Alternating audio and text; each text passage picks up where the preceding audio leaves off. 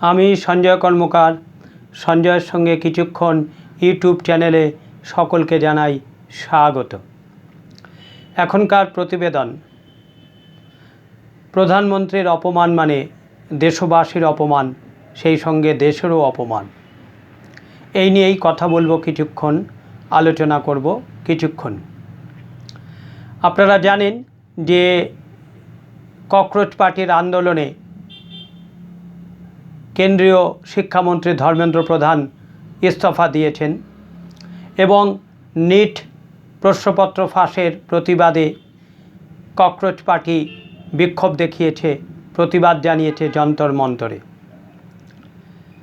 বহুদলীয় রাজনৈতিক গণতান্ত্রিক ব্যবস্থায় যে কোনো পার্টি, যে কোনো রাজনৈতিক দল সরকারের বিরুদ্ধে প্রতিবাদ জানাতেই পারে, জানাবে, এ নিয়ে কোনো সন্দেহ নেই।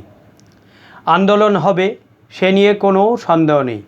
ছাত্র আন্দোলন হোক বা গণ আন্দোলন হোক বা যে কোনো আন্দোলনই হোক, আন্দোলন সংগঠিত হবে, এ নিয়ে কোনো সন্দেহ নেই। আন্দোলন হবেই। আন্দোলন তো বিরোধীদের রাজনৈতিক হাতিয়ার এবং গণতান্ত্রিক অধিকার, ঠিক আছে। এবং বিজেপির বিরুদ্ধে, যেহেতু বিজেপি শাসিত কেন্দ্রীয় সরকার বা বিজেপির সরকার, নরেন্দ্র মোদীর সরকার, তাই তাদের বিরুদ্ধে প্রতিবাদ, বিক্ষোভ, আন্দোলন এগুলো হবে, এ নিয়ে কোনো সন্দেহ, দ্বিধা, দ্বন্দ্ব কোনো কিছুই নেই, ঠিক আছে। কিন্তু মাননীয় প্রধানমন্ত্রীকে একেবারে সরাসরি আক্রমণ, সরাসরি তার ব্যক্তিগত আক্রমণ, তার মাকে নিয়ে আক্রমণ, এটা কোন ধরনের আন্দোলন, কোন ধরনের ছাত্র আন্দোলন? ভিডিওতে দেখা গেল যে বেশ কিছু ছাত্রছাত্রী তারা মিডিল ফিঙ্গার উঁচিয়ে, মিডিল ফিঙ্গার দেখিয়ে তারা ইংরেজিতে যথেচ্ছভাবে নোংরা কদর্য ভাষায় মাননীয় প্রধানমন্ত্রীকে গালাগালি দিচ্ছে। সেই সঙ্গে তার মা, যিনি 100 বছর পূর্ণ করে পরলোক গমন করেছে, তাকেও দেদার নোংরা নোংরা গালাগালি দেওয়া হচ্ছে বিভিন্ন ছাত্র ছাত্রীর তরফ থেকে। এটা কী ধরনের আন্দোলন?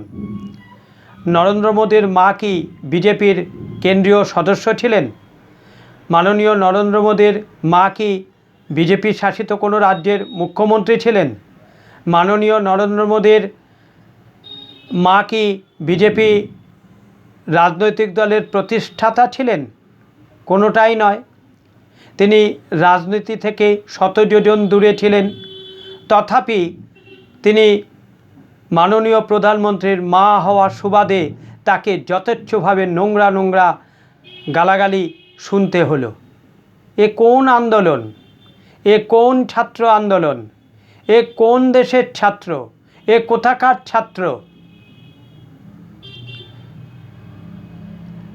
বলবো যে এই অসভ্যতার দেশ আমার দেশ নয়।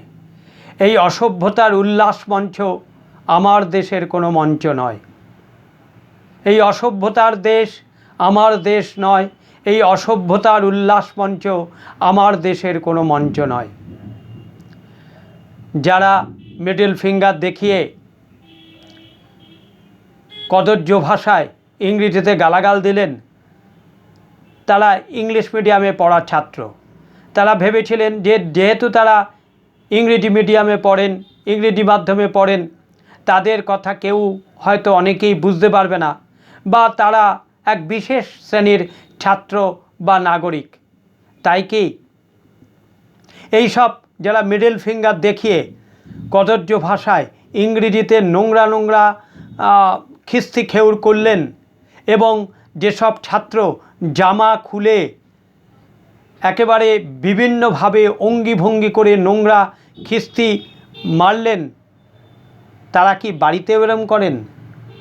বাড়িতেও কি পিতা মাতা ভাই বোন সকলের সামনে বা সকলের সঙ্গে এইভাবে মিডল ফিঙ্গার দেখিয়ে তারা কদর্য ভাষায় নোংরা খিস্তি মেরে বাড়ির লোকের সাথে কথা বলেন?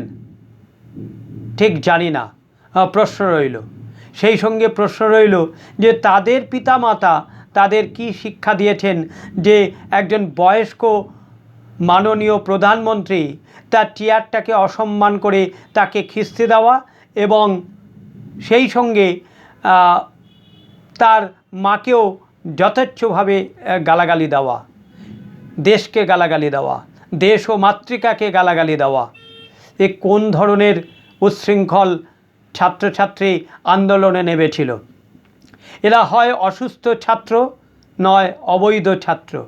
হয় এরা দেশের অসুস্থ ছাত্র, না হলে দেশের অবৈধ ছাত্র। না হলে এরমভাবে মাননীয় প্রধানমন্ত্রীকে আক্রমণ করা যায় না। মাননীয় প্রধানমন্ত্রী যেই হোক, তিনি যে ব্যক্তি হন, তিনি প্রধানমন্ত্রীর চেয়ারে অধিষ্ঠিত এবং তিনি একজন নির্বাচিত প্রধানমন্ত্রী। আমাদের প্রধানমন্ত্রী দেশের গণতান্ত্রিক ব্যবস্থায় গণতান্ত্রিক রীতিনীতি মেনে নির্বাচিত প্রধানমন্ত্রী। অন্য কোনো দেশের মতন সেনা অভ্যুত্থানের দ্বারা প্রধানমন্ত্রী নির্বাচিত হননি, বা সেনা কু করে, মিলিটারি কু করে আমাদের দেশের প্রধানমন্ত্রী নির্বাচিত হয় না। আমাদের দেশের গণতন্ত্র অনেক মজবুত।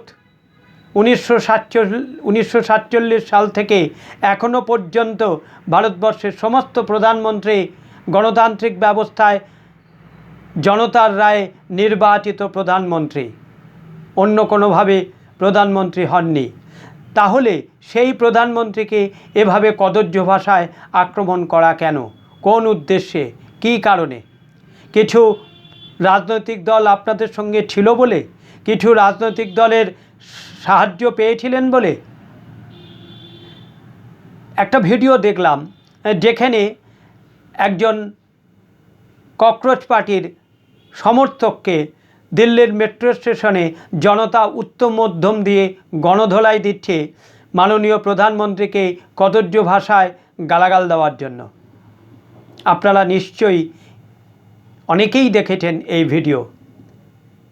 এরমভাবে অনেকেই ঠিক সময়ে এরমভাবেই জনতার হাতে আপনাদের বিচার হবে এবং জনতা আপনাদের বিচার করবে।